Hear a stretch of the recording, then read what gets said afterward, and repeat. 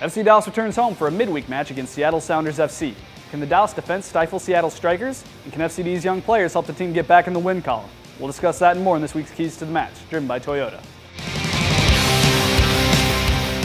Seattle comes to town with one of the hottest attacking duos in MLS in Obafemi Martins and Clint Dempsey.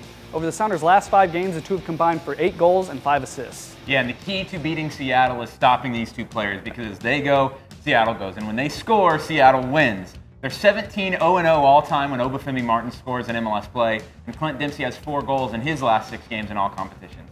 Additionally, they've scored 2 goals and 2 assists against Dallas this season. We know how those games went. So the key for Dallas is knowing where those guys are on the field at all times, because as they go, Seattle goes. Beyond those two forwards, Seattle's depth will certainly be tested in this match. Both teams are coming off short rest after games on Saturday, but for the Sounders, this will be their 4th game in 13 days. And this is where the big advantage is for FC Dallas. It was certainly a tough game in LA on Saturday, but they come home knowing they don't play again this weekend, whereas Seattle, right after this game, turns back around and goes home for a game on the weekend. Like you said, they're playing their 4th game in 13 days, and they definitely look like they had some tired legs in New York. So the key for FC Dallas is to maybe take some risks early and try and get an early goal. New York did against Seattle, and that certainly ended up well for the Red Bulls. In order to get back into the win column, Dallas is going to need continued contributions from its young players.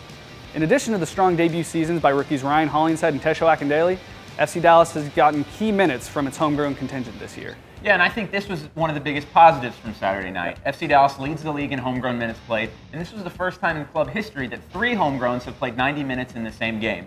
We've seen in MLS how important depth is as every team deals with injuries throughout the season, and all of these young players are proving that FC Dallas has a deep and talented roster.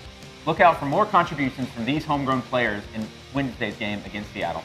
Toyota Stadium gates will open at 6:30 for that 8 p.m. kickoff on Wednesday, and the match will be broadcast in high definition locally on Time Warner Cable Sports Channel 148.